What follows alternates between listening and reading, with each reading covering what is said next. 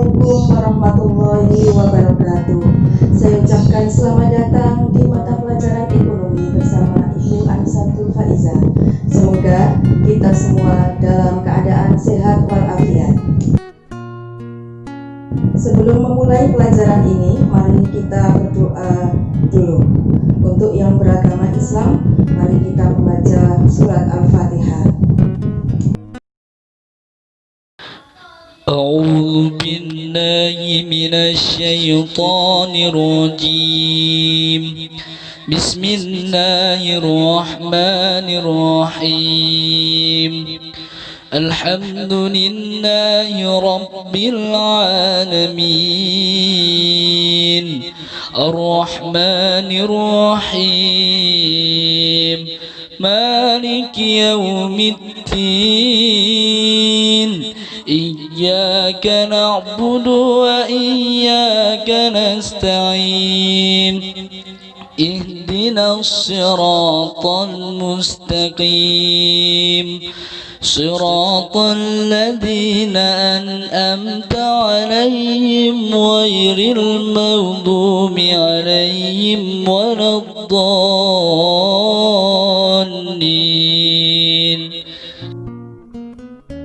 Pada pembahasan yang pertama ini, kita akan membahas mengenai konsep ilmu ekonomi. Kompetensi dasar pada materi ini yang pertama adalah mendeskripsikan konsep ilmu ekonomi dan mengidentifikasi kelangkaan dan biaya peluang dalam memenuhi kebutuhan. Indikator yang ingin dicapai dalam materi ini yang pertama adalah mendeskripsikan pengertian kelangkaan. Yang kedua, mengidentifikasi faktor-faktor penyebab terjadi kelangkaan. Ketiga, memberikan solusi atau cara mengatasi kelangkaan. Dan yang keempat adalah menghubungkan kelangkaan, pilihan, dan opportunity cost. Ilmu ekonomi merupakan salah satu bagian dari ilmu sosial.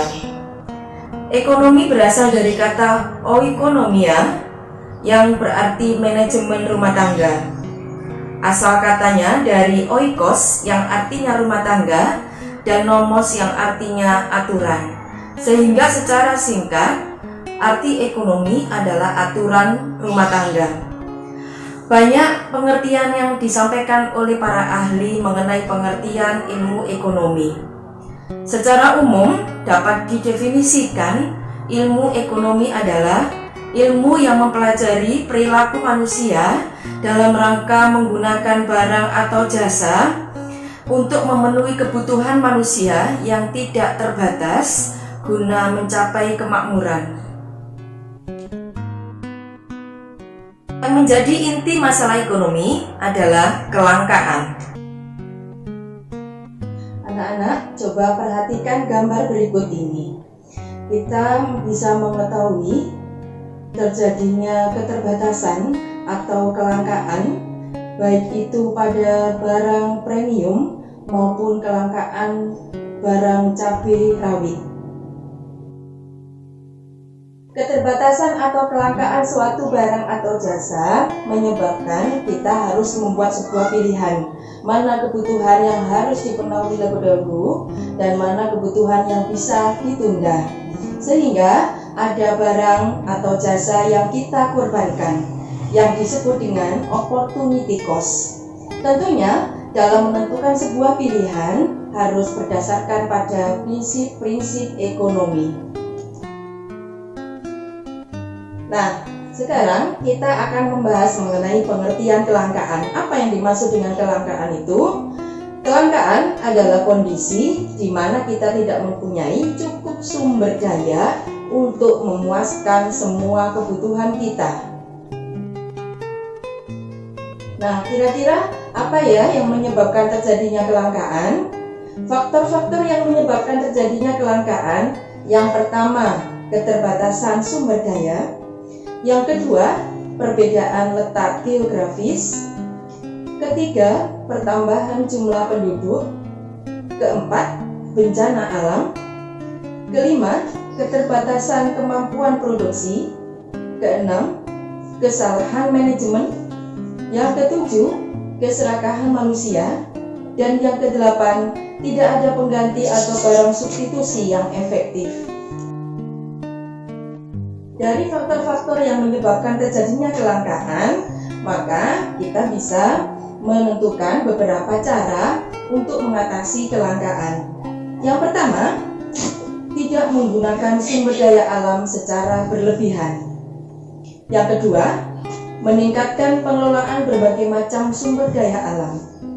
Yang ketiga, menciptakan alat pemuas kebutuhan. Tentunya, ini adalah menciptakan barang atau jasa yang baru. Yang keempat, memelihara dan melestarikan sumber daya alam. Yang kelima, menciptakan barang substitusi atau barang pengganti. Dan yang keenam, memperbarui sumber daya alam yang dapat diperbarui. Nah, anak-anak, karena kebutuhan manusia itu tidak terbatas, sedangkan alat pemuas kebutuhan manusia sangat terbatas, maka kita tadi harus menentukan sebuah pilihan. Nah, tentunya pilihan itu membutuhkan pengorbanan. Ada banyak barang atau jasa yang kita korbankan untuk mendapatkan barang atau jasa yang kita pilih, yang disebut dengan opportunity cost. Dan opportunity cost adalah hilangnya potensi keuntungan dari alternatif lain saat satu alternatif dipilih. Misalnya, kita mempunyai banyak kebutuhan, tapi karena keterbatasan sumber kita, maka hanya beberapa yang bisa kita penuhi. Yang lainnya tidak bisa kita penuhi. Nah, yang tidak bisa kita penuhi, itu yang disebut dengan opportunity cost. Dalam menentukan pilihan, kita juga harus berdasar pada prinsip ekonomi. Apa itu yang dimaksud dengan prinsip ekonomi? Prinsip ekonomi adalah usaha yang dilakukan dengan alat atau dana yang ada untuk memperoleh hasil atau tujuan yang sebesar-besarnya. Atau bisa juga diartikan dengan prinsip ekonomi adalah biaya yang sekecil-kecilnya untuk memperoleh hasil atau tujuan tertentu. Nah, anak-anak, sekian materi kita pada bab 1. Jangan lupa untuk selalu bersyukur dan berbahagia. Saya mempunyai moto, gantungkan cita-citamu setinggi langit, bermimpilah setinggi langit.